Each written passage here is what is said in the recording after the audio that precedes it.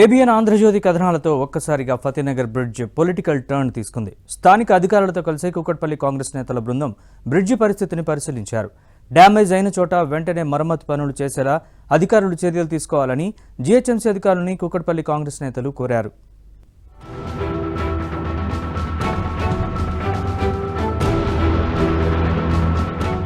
హైదరాబాద్ నడిబొడ్డున ఉన్న ఆ పురాతన బ్రిడ్జి ఇప్పుడు వివాదాలకు కేరాఫ్ గా మారింది. గతంలో ప్రతిపాదనలు సిద్ధం చేసిన కొత్త ఫ్లైఓవర్ నిర్మాణం చేపట్టడంలో ప్రభుత్వం అలసత్వం వహిస్తుందంటూ ఓవైపు బీఆర్ఎస్ నేతలు కామెంట్స్ చేస్తుంటే, మరోవైపు గడిచిన 10 ఏళ్లలో కొత్త ఫ్లైఓవర్ ఎందుకు చేపట్టలేదంటూ సిటీ కాంగ్రెస్ నేతలు ఫైర్ అవుతున్నారు.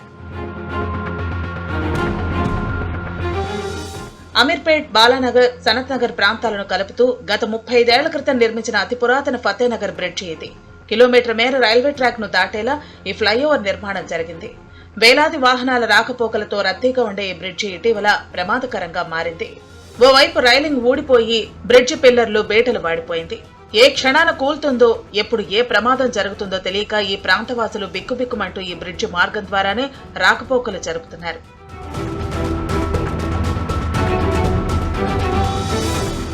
పారిశ్రామిక ప్రాంతమైన బాలానగర్, ఫతేనగర్ కు వచ్చే గూడ్స్ వాహనాలతో పాటు భారీ వాహనాలు కూడా ఈ బ్రిడ్జి నుంచే వెళుతుండటంతో ట్రాఫిక్ సమస్య రోజురోజుకు పెరిగిపోతోంది. కిలోమీటర్ ప్రయాణానికి దాదాపు అరగంట నుంచి గంట వరకు సమయం పడుతుందంటూ వాహనదారులు, స్థానికులు ఆవేదన వ్యక్తం చేస్తున్నారు. ఫతేనగర్ ఫ్లైఓవర్ అయినా, భరత్నగర్ ఫ్లైఓవర్ అయినా, ఖైరతాబాద్ ఫ్లైఓవర్ అయినా కట్టింది కాంగ్రెస్ పార్టీ. ఫ్లైఓవర్ కట్టినాక ఎక్స్పెన్షన్ మీరు చేయాలి కదా. మరి మీ ఆర్యంలో మీరేం చేశారు? ఇప్పుడు ఏదో మీకు పనిబాట లేకుండా మీడియా ముందు కనపడాలని చెప్పి షో చేయడం, చోపుటప్ చేయడం, ఏదో కోతికి బెల్లం ఇచ్చినట్టు, కొబ్బరికాయ ఇచ్చినట్టు, కొరక తిన్నట్టు పని చేస్తున్నారు. ఈ 10 ఏళ్ళు ఏం బీకనిగా పోయినా ఏం చేసారు మీరు? ఇప్పుడు కాంగ్రెస్ వాళ్ళు వచ్చి 14 నెలలు అవుతుంది. తప్పకుండా చేస్తాం, మేమే చేస్తాం, మా ఆయంలోనే చేస్తుంది.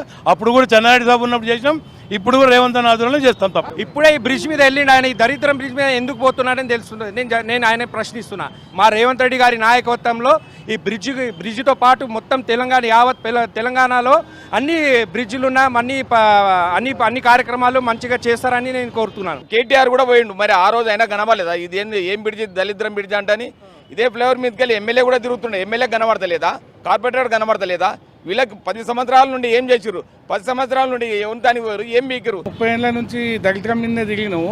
గత 10 ఏళ్ల నుంచి కూడా మీ గవర్నమెంటే ఉన్నది. మీ గవర్నమెంట్ మళ్ళీ బ్రిడ్జ్ మీదకి వెళ్ళే పోతుంది, వస్తుంది. ఇప్పటివరకు చూడలేదా ఈ దళితాన్ని మీరు? తెలంగాణ తెచ్చుకున్న తర్వాత మా కాంగ్రెస్ గవర్నమెంట్ కాకుండా మీ బీఆర్ఎస్ వచ్చింది. మీ బీఆర్ఎస్ ఎప్పుడైతే వచ్చిందో మాకు దళితం అప్పుడు చుట్టుకుంది.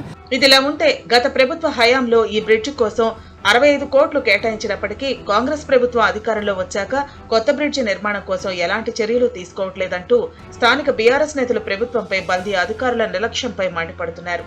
బీఆర్ఎస్ కార్పొరేటర్ల వ్యాఖ్యలకు సిటీ కాంగ్రెస్ నేతలు సైతం కౌంటర్ ఇస్తున్నారు. గడిచిన 10 ఏళ్లలో కనీసం మెయింటెనెన్స్ పనులు కూడా చేపట్టకపోవడంతో ఫతేనగర్ బ్రిడ్జ్ డేంజర్ బెల్స్ మోగిస్తుందని కాంగ్రెస్ నేతలు మండిపడుతున్నారు.